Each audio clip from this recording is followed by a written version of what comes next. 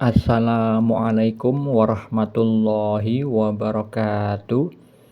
Alhamdulillahirabbil alamin. Allahumma shalli ala sayyidina Muhammad wa ala ali sayyidina Muhammad. Kali ini saya bagikan lagi kisah mimpi yang dialami seorang murid yang berguru kepada salah satu cici dari almarhum Kiai Haji Hasan Sepuh Genggong. Sebut saja nama pemuda tersebut dengan nama Fulan, bukan nama yang sebenarnya. Fulan di dalam tidurnya mengalami dua visual mimpi. Visual yang pertama, Fulan bermimpi sedang menimbun laut dengan pasir bersama teman-temannya yang dulu pernah tinggal satu kampung dengannya. Teman Fulan namanya berinisial A dan satu teman lainnya tidak dikenal oleh si Fulan. Setelah mereka bertiga selesai menimbun laut dengan pasir, mereka beristirahat di warung membeli kopi. Di saat Fulan mau membayar, pemilik warung tidak ada di tempat. Akhirnya Fulan berniat akan membayar di saat akan pulang. Mereka semua duduk di sebelah warung tersebut. Setelah itu pemilik warung muncul dari jendela warungnya. Dia adalah seorang perempuan yang memakai jilbab.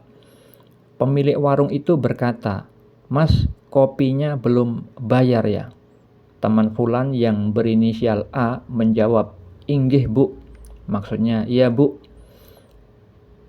Visual mimpi yang kedua, Fulan bermimpi diajak bermain PlayStation atau PS oleh temannya yang dulu pernah tinggal satu kampung dengannya. Apa takwil mimpi atau makna mimpinya?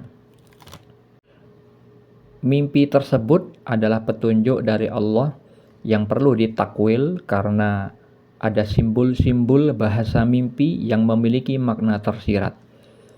Makna pada visual mimpi yang pertama, ketika di dalam mimpi itu Fulan bersama teman-temannya menimbun air laut dengan pasir, itu makna tersiratnya adalah Fulan bersama teman-temannya tidak mendapatkan ilmu Allah karena telah berbuat maksiat.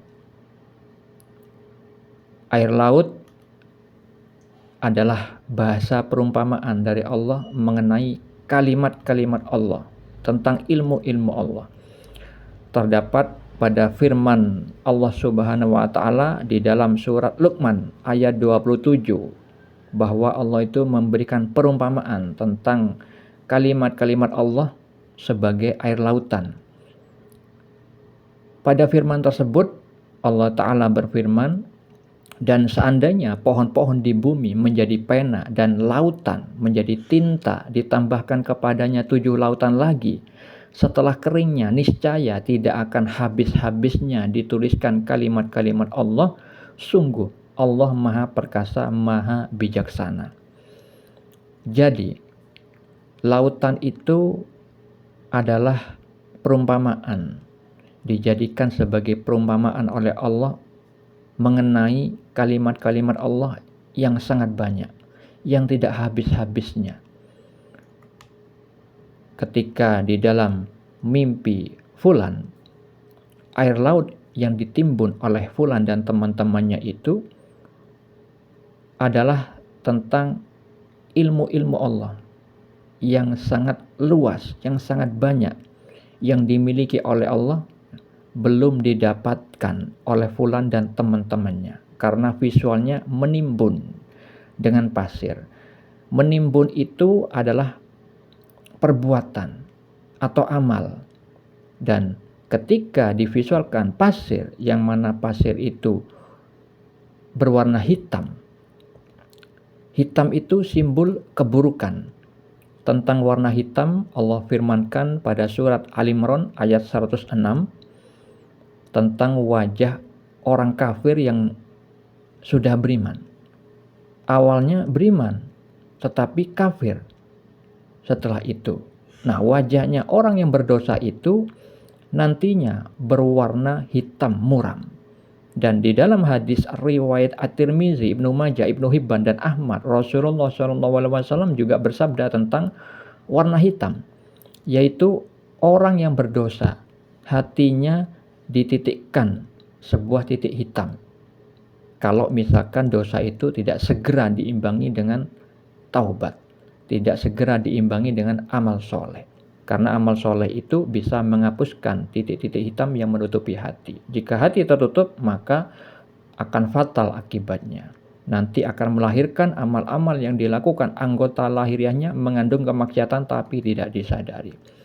Nah, fulan bersama teman-temannya divisualkan menimbun dengan pasir, yaitu memiliki makna tersirat bahwa mereka semuanya berbuat maksiat, sehingga mereka semuanya tidak mendapatkan ilmu Allah yang luas. Berbeda dengan mursyid spiritual si fulan, bahwa mursyidnya itu bermimpi terbang di atas lautan. Terbang itu memiliki makna tersirat, diberi kemampuan, diberi kekuasaan. Kekuasaan apa? Berkaitan dengan air laut yang ada di bawahnya, diberi kekuasaan memahami ilmu Allah yang luas. Karena pada mimpi yang lain yang dialami mursyid spiritual si fulan, itu bermimpi tentang mampunya memegang kitab milik rajanya wali Allah, yaitu Syekh Abdul Qadir Al-Jilani, kitab Fathur Rabbani, yang arti dari kitab itu adalah terbukanya ilmu ketuhanan, yang memiliki makna tersirat bahwa mursyid spiritual si fulan itu diberikan ilmu rahasia ketuhanan. Dan orang yang mendapatkan itu adalah orang yang mendapat musyahadah, samudera penyaksian mata hati. Makanya di dalam mimpi itu airnya lautan, bukan sungai. Sungai itu lebih kecil dari lautan. Nah, sedangkan fulan belum mendapatkan itu. Nah, ini masih berkaitan dengan mimpi sebelumnya, yaitu fulan dianjurkan untuk uzlah, fulan dianjurkan untuk menyembunyikan amal solehnya. Karena apa? Karena masih ada keburukan yang ada dalam dirinya, belum bisa menguasai hawa nafsunya. Fulan juga bermimpi kepalanya dibacok, perutnya dibacok. Itu sudah saya takwilkan pada video sebelumnya. Nah, lanjutannya pada mimpi yang tadi saya ceritakan, mereka itu kemudian beristirahat di warung, membeli kopi. Kopi itu makna tersiratnya adalah minuman teman orang-orang biasanya nongkrong. Berbeda dengan membeli air selain kopi, misalkan air putih, air mineral. Karena apa? Kalau kopi dibeli itu panas masih nunggu itu ngobrol akhirnya. Nah, mereka di situ beristirahat bersama teman-temannya. Fulan bersama teman-temannya. Yang itu memiliki makna bahwa fulan dan teman-temannya itu masih ada rasa suka nongkrong di warung. Nah, itu adalah bertentangan dengan sikapnya seorang muslim, yang mana seorang muslim itu meninggalkan hal yang sia-sia. Nah, itu salah satu dari bentuk perbuatan yang tidak baik yang ada pada diri si fulan. Kemudian